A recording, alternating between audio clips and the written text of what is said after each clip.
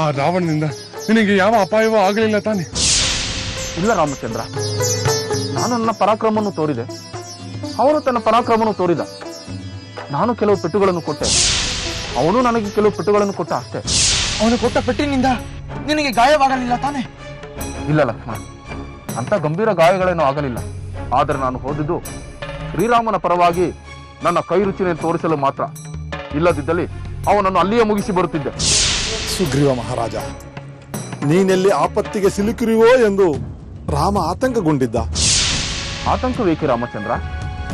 ನಾನೇನು ಹೇಳಿಯೇ ಅಥವಾ ಕೈಲಾಗದವನೇ?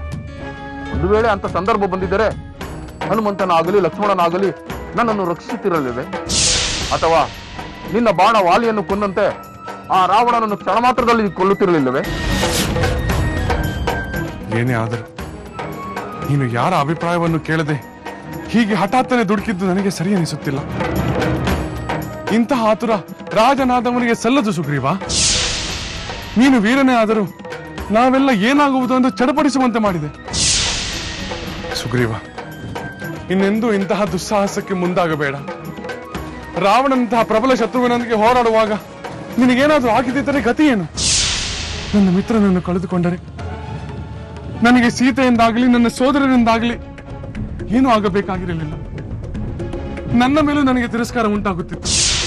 ನನ್ನ ವರ್ತನೆಯಿಂದ ನಿನಗೆ ಬೇಸರವಾಗಿದ್ದರೆ ದಯವಿಟ್ಟು ನನ್ನ ಕ್ಷಮಿಸು ರಾಮಚಂದ್ರ. ಇದು ಬರೀ ಕ್ಷಮೆಯ ವಿಷಯವಲ್ಲ ಸುಗ್ರೀವ. ನೀನು ಮಹಾವೀರ, ಇಂದ್ರನಷ್ಟೇ ಪರಾಕ್ರಮಿ ಎಂದು ನನಗೆ ಚೆನ್ನಾಗಿ ಗೊತ್ತು. ಆದರೆ ಒಂದು ವೇಳೆ ನೀನು ಜೀವಂತವಾಗಿ ಹಿಂದಿರುಗದಿದ್ದರೆ ನಾನು ಆ ರಾವಣನನ್ನು ಬಂಧು ಸಹಿತ ಸಂಹರಿಸಿ ಲಂಕೆಯನ್ನು ವಿಭೀಷಣನಿಗೆ ಪಟ್ಟ ಕಟ್ಟಿ ಅಯೋಧ್ಯೆಯನ್ನು ಭರತನಿಗೆ ವಹಿಸಿಕೊಟ್ಟು ದೇಹತ್ಯಾಗ ಮಾಡುತ್ತಿದ್ದೆ.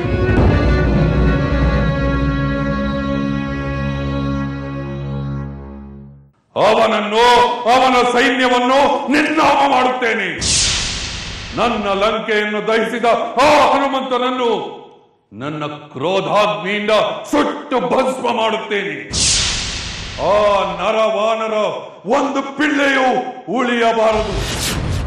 ಇದು ನನ್ನ ಪ್ರತಿಜ್ಞೆ, ಈ ರಾವಣೇಶ್ವರನ ಪ್ರತಿಜ್ಞೆ. ಇಂಥ ಆತುರದ ವರ್ತನೆ ಬೇಡ.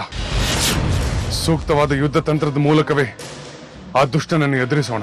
ವಾನರ ರಾಕ್ಷಸರ ಘನಘೋರವಾದ ಯುದ್ಧದಿಂದ ಲಂಕೆಯ ನೆಲವೆಲ್ಲ ರಕ್ತದಿಂದ ನೆನೆದು ಹೋಗುತ್ತದೆ. ನಾವು ಈ ಕೂಡಲೇ ಲಂಕಾ ನಗರದ ಮೇಲೆ ಆಕ್ರಮಣ ಮಾಡೋಣ. ಲಂಕೆಯಲ್ಲಿನ ದುರುಳ ದರ್ಪವು ಸೀತೆ ಸಹನೆಗೆ ಸೋತಿತು.